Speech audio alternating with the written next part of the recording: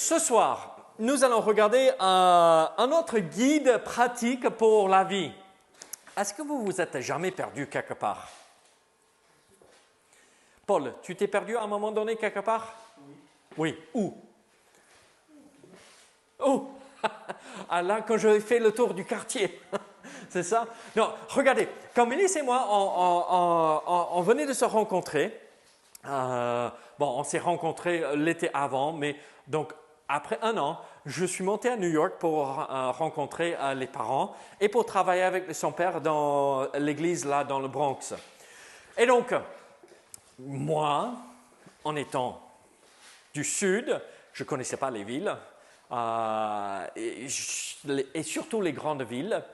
Et moi, j'étais très étonné que rapidement, le père de Mélissa, donc mon futur beau-père, m'avait donné les clés. OK, toi tu ramasses tout le monde pour l'église et moi je m'occupe de ce côté, toi tu es de ce côté. Et je suis les consignes des gens dans le car, l'autobus, là, quand tu es en train de ramasser, ils vont t'indiquer où il faut tourner tout cela. Et pendant qu'il y avait les personnes qui étaient natives de le Bronx, du Bronx, et on ne s'est pas trop perdu, pas plus que ça, pas plus compliqué que cela.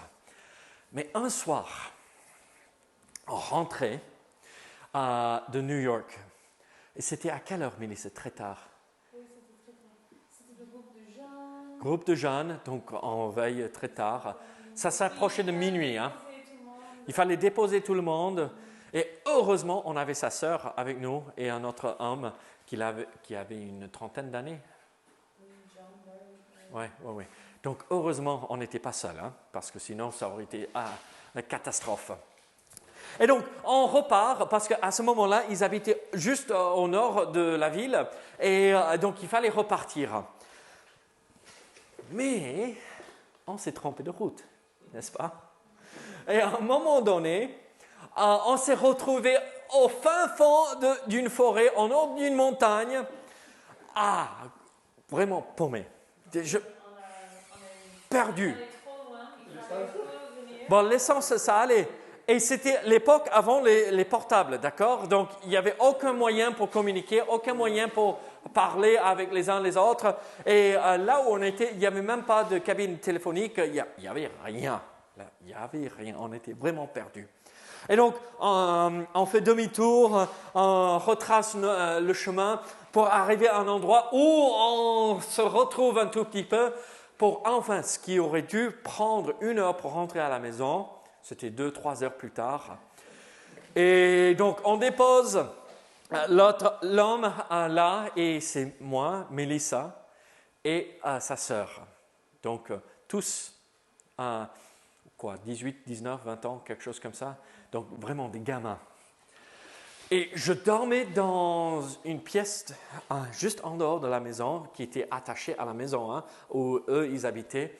Et on ouvre la porte et on voit les yeux de ma belle-mère. Je croyais que j'allais mourir ce soir-là. J'ai eu peur. Parce que, vous l'avez rencontrée, n'est-ce pas? Elle est super gentille, hein? Oui, son père, au lit, il ne s'inquiétait pas. Mais la belle-mère, oui, c'était dangereux, là. Le foudre allait descendre bientôt. Oh, jamais il faut se perdre avec la fille d'une maman. Parce que sinon, c'est la fin. C'est la fin du monde. Tout ce que je me rappelle bien. Bonsoir, David.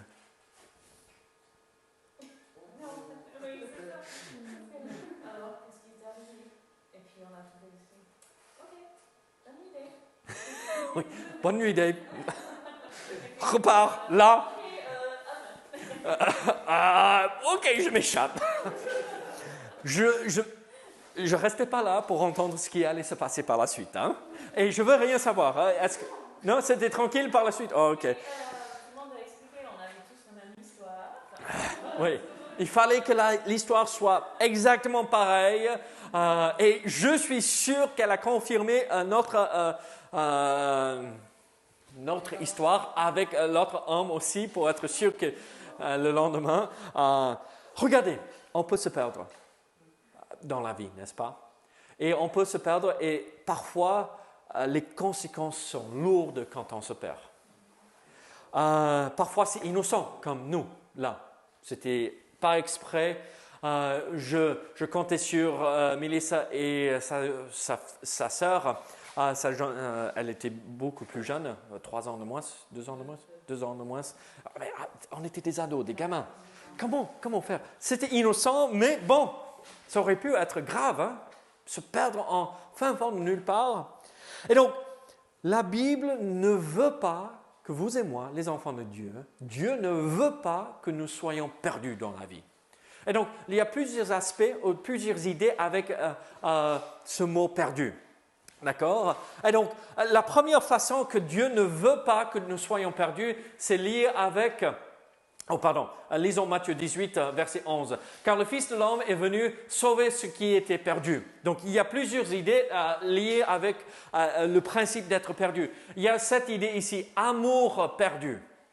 Nous pouvons perdre notre premier amour, n'est-ce pas, dans la vie chrétienne. Et en fait, il faut toujours garder les flammes animées dans notre vie chrétienne de peur qu'on soit distrait et les flammes baissent. Et on perd cet premier amour que nous avons pour le Seigneur. Donc, regardez Apocalypse chapitre 2, verset 4. « Mais ce que j'ai contre toi, c'est que tu as abandonné ton premier amour. » Donc, on parle à l'église d'Éphèse ici dans Apocalypse chapitre 2. Vous connaissez le contexte. Une église qui fait beaucoup pour Dieu, qui sert le Seigneur, qui est impliquée dans le ministère et qui porte beaucoup de fruits. Mais vous avez quelque chose. Vous faites tout cela, pas parce que vous m'aimez, l'Église l'aimait, aimait le Sauveur, mais il faisait juste parce qu'il faut faire. Parce que c'est la routine, c'est les habitudes. On fait parce qu'on fait. Et en fait, Dieu ne veut pas cela pour nous. Il ne veut pas que nous perdions notre premier amour, abandonner notre premier amour. Et donc, dans un couple, des mots tristes à entendre, je ne l'aime plus, je t'aime plus. Quand il y a des enfants, c'est même plus difficile quand on perd l'amour pour notre conjoint. Une église aussi peut perdre son amour. Et c'est là où nous voyons que les membres trouvent toujours des problèmes avec les uns les autres, ceci, cela. Ils commencent à critiquer, « Ah, j'aime pas ceci, oh, c'est mieux là. » Et après, c'est toujours, on cherche la bébête. Parce qu'on a baissé nos yeux et on garde nos yeux plus fixés sur le Seigneur. Et donc, on se plaint tout le temps. Et là, quel est le remède pour ce danger? Perdre notre premier amour, abandonner notre premier amour. En fait, la Bible est très claire là-dessus. Dans Apocalypse chapitre 2, nous voyons ce que Christ a dit à l'Église. Vous avez perdu, vous avez abandonné votre premier amour. Comment faut-il faire? Repentez-vous. C'est la repentance. Dieu nous a donné un commandement qu'il faut aimer notre Dieu de tout notre cœur, de toute notre âme, de tout notre être, n'est-ce pas? Avec tout ce que nous sommes. Et donc, on ne veut pas être perdu ou perdre l'amour. Et si on se retrouve dans cette situation où on voit les flammes de notre amour pour Dieu baisser et commencer à s'éteindre, qu'est-ce qu'il faut faire? Seigneur, pardonne-moi. Renouvelle mon amour pour toi. Ne permets pas que je m'endorme et que je laisse passer à côté la vie avec toi. Et donc, c'est la repentance. Parce que c'est vraiment un péché, le laisser aller notre amour. Et donc, aussi, c'est la foi. La foi, la repentance est la foi en Dieu qu'il peut accomplir des choses merveilleuses, qu'il veut accomplir des choses merveilleuses dans notre vie. Regardez, quand nous avons un objectif devant nous, Paul, on avait travaillé ensemble chez Servian l'autre il y a un mois de cela ou un peu plus. Et il y avait un objectif. Et on sait qu'on peut accomplir cette tâche. Et quand je reviens d'Afrique, on a un autre programme à mettre en place là-bas. Il faut tailler la haie pour la pauvre. Et on croit qu'on peut le faire, donc on ne se lasse pas dans la situation. Vous voyez ce que je veux dire? J'ai foi que nous pouvons le faire, et donc ça nous motive à persévérer et continuer. Mais c'est la même chose dans notre relation avec Dieu. Je crois que Dieu m'aime, j'ai l'amour pour lui, je crois qu'il veut accomplir des choses en ma vie, alors je persévère et je n'abandonne pas mon amour. Donc c'est la repentance, la foi, et Dieu nous aide à ne pas perdre notre premier amour. Il y a quelque chose d'autre. Regardez ici ce que je viens de dire. Souviens-toi donc d'où tu es tombé, repens-toi et pratique tes premières œuvres. Repens-toi. Après, qu'est-ce que nous voyons par la suite? Quelle est une autre manière dont nous pouvons être perdus?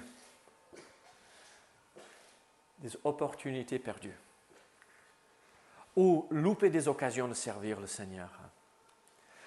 Là, combien de fois on passe à côté d'une grande bénédiction? C'est pas convenient, c'est pas le moment.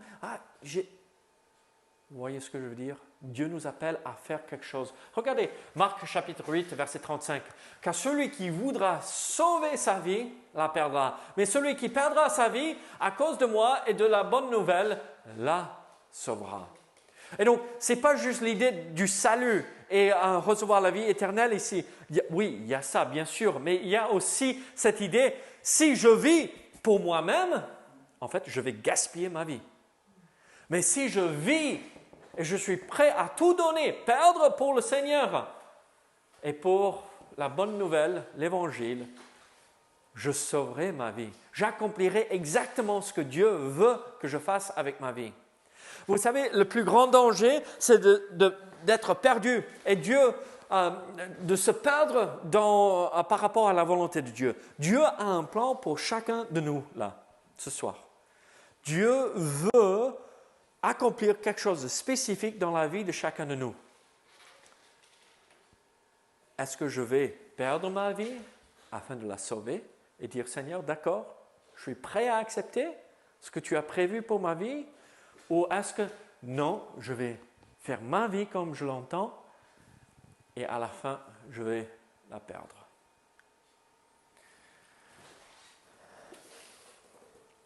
Il y a toujours la possibilité de passer à côté des occasions de servir Dieu. Nous avons tous manqué ou passé à côté des occasions ou des opportunités dans la vie, n'est-ce pas? Moi, j'aurais voulu être en vie. Bon, j'étais en vie dans les années 70, mais pas assez grand pour avoir de l'argent. Mais ou dans les années 80. Est-ce que vous imaginez si on avait investi $100 dans Apple dans les années 80? Là, on serait tranquille, hein? On n'aurait pas à se faire des soucis par rapport à nos revenus.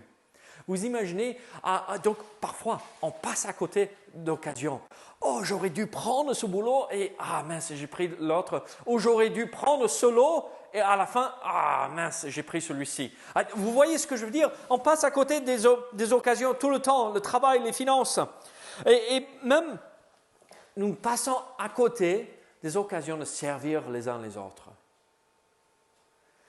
Combien de fois nous sommes passés à côté d'une grande bénédiction quand nous nous sommes dit « Non, je n'ai pas le temps de m'arrêter pour aider. Je n'ai pas le temps pour faire ceci ou cela pour quelqu'un, pour témoigner, de montrer l'amour du Père à notre prochain. » Certaines opportunités ou certaines occasions sont perdues à jamais. si je loupe cette possibilité que Dieu met dans mon chemin, et je passe à côté parce que je suis trop occupé, je ne pourrai jamais rattraper les choses. Ne soyons pas perdus par rapport à ce que Dieu nous appelle à faire. Il y a cet amour perdu, il y a ces opportunités perdues, mais il y a aussi les âmes perdues, ou l'âme perdue. Regardez, Marc 8, 37. Que donnerait un homme en échange de son âme? Que donnerait un homme en échange de son âme? Perdre de l'argent, c'est triste. Perdre sa santé, c'est même plus difficile, n'est-ce pas? Mais le pire dans tout cela, c'est perdre son âme.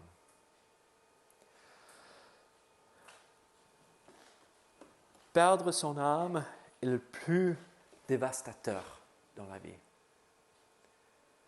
Vous avez connu ces personnes où ils sont rangés à la fin de leur vie parce qu'ils ont pris une mauvaise décision et je veux faire ceci ou cela au lieu de garder son âme et marcher avec Dieu. Et là, à la fin, ils perdent tout, n'est-ce pas? C'est triste. Il y a deux conditions.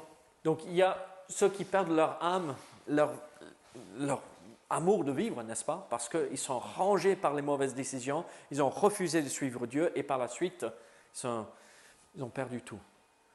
Mais aussi dans ce verset et dans ce contexte, nous voyons et nous comprenons qu'il y a aussi perdre son âme pour l'éternité.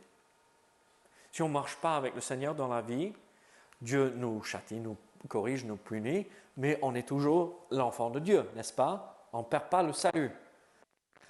Mais aussi, on peut perdre notre âme éternellement. Il y a deux conditions possibles à la fin de la vie. Une âme qui vivra éternellement avec Dieu et une âme perdue qui ira en enfer. Vous et moi, nous comprenons les conséquences, n'est-ce pas? Il n'y a pas deux options. Il n'y a pas un plan A, plan B et où est la sortie de secours? Il n'y en a pas. Le purgatoire n'existe pas. Là, aujourd'hui, je parlais avec une jeune fille, on avait une amie de Caris qui est venue à la maison. Et dès qu'elle est arrivée à la maison, elle m'a posé une question par rapport à aller au ciel. Et je dis, oui, tu crois en Jésus-Christ comme ton sauveur? Oui, je crois en Jésus. Et donc, tu iras au ciel. Ne t'inquiète pas, est-ce que tu as foi dans ce qu'il a fait pour toi? Oui, il est mort à la croix, oui, je sais. Donc, c'est une fille qui vient au club, donc ils apprennent, hein, ça vaut le coup d'enseigner au club. Et elle a dit, mais j'ai parlé avec une amie, je ne l'aime pas trop, mais elle ne croit pas en Jésus. Qu'est-ce qui se passe avec elle? Je lui ai posé quelques questions pour qu'elle réponde d'elle-même. Bon, qu'est-ce que tu as appris et qu'est-ce que la Bible dit? Il y a le ciel et il y a aussi quoi? En faisant ce geste-là, il y a l'enfer. Comment aller au ciel? Si on croit en Jésus. Comment aller en enfer? Ne pas croire. Mais heureusement, nous avons cette vérité. Jean 3,16, car Dieu a tant aimé le monde qu'il a donné son Fils unique afin que quiconque croit en lui ne périsse point, mais qu'il ait la vie éternelle. Vous et moi, nous pouvons perdre des âmes, pas notre âme, mais des âmes pour l'éternité si nous ne partageons pas cette vérité. Vous et moi, nous avons l'occasion de sauver des âmes avec le message de l'Évangile. Est-ce que je vais louper des occasions ou des opportunités de partager cette vérité? C'est maintenant ou jamais. Ils ont besoin d'entendre cette vérité. Il y a une dernière chose que nous pouvons perdre dans la vie. Moi, j'aime pas être perdu. Merci Seigneur pour les GPS, n'est-ce pas? Et même là, parfois, ça nous amène loin d'où nous voulons être. Là, vous savez, chaque 2 semaines, je sors et je fais une randonnée en montagne. 10 jours, 15 jours, je suis en montagne avec ce groupe d'amis là, des anglophones, bien sûr. Et j'ai programmé mon GPS une fois pour aller, je ne sais plus où, mais je ne sais pas comment. Mais mon GPS m'a amené au col de Menté, au lieu de col je ne sais pas quoi. Oh, ça a rajouté 45 minutes, presque 1 heure de route à là où on voulait aller. Parfois, même on pense aller au bon endroit, mais on se perd. Et vous savez, là, dans cette situation avec les amis, on a perdu beaucoup de temps. Et c'est ça ce que nous pouvons faire dans la vie, perdre notre temps. Le temps, regardez Jérémie chapitre 8, verset 20. La moisson est passée, l'été est fini et nous ne sommes pas sauvés. On a eu le temps de travailler et regardez, on est perdu. On n'est pas sauvé. Parce qu'on n'a pas fait ce qu'il fallait au moment convenu. Alors, là, il est important de prendre le temps nécessaire pour accomplir les tâches que Dieu nous appelle à faire. Tant qu'il nous reste un peu de temps, nous pouvons retrouver l'argent, des occasions, des opportunités manquées, même la santé. Si on est en mauvaise santé, avec un peu de temps, on peut être régénéré, guéri et tout cela. Mais quand il ne reste plus de temps, il est trop tard pour l'âme perdue. Combien de temps avons-nous? Combien de temps le voisin a-t-il? Ou ce membre de la famille? Nous sommes garantis que du maintenant, là, le présent actuel. Nous ne sommes pas garantis demain. Maintenant est le temps favorable. Au temps favorable, je t'ai exaucé. Au jour du salut, je t'ai secouru. Voici maintenant le temps favorable. Voici maintenant le jour du salut. Ne soyons pas perdus. Ne perdons pas l'amour pour notre Sauveur. Ne perdons pas l'occasion de le servir, ces opportunités importantes. Ne perdons pas notre âme, notre propre âme, en étant préoccupés par les choses de cette vie, au lieu d'avoir nos yeux fixés sur notre Sauveur. Et ne perdons pas le temps en amenant les âmes à lui, avant qu'il ne soit trop tard. Sommes-nous perdus? Ou sommes-nous en train de suivre la carte avec tous les détails nécessaires, avec tous les virages qu'il faut prendre dans la vie pour arriver devant le trône de notre grand Dieu et Sauveur, Jésus-Christ, et entendre « Rentre, bon et fidèle serviteur ». Savons-nous où nous sommes aujourd'hui, où sommes-nous perdus? Prions ensemble. Seigneur, merci pour ton amour. Merci pour ces vérités si importantes. Aide-nous à ne pas nous perdre en chemin, mais toujours suivre ce que tu nous demandes de faire. Les vérités que nous retrouvons ici-bas dans ta parole, dans ce que tu nous montres. Au nom de Jésus. Amen.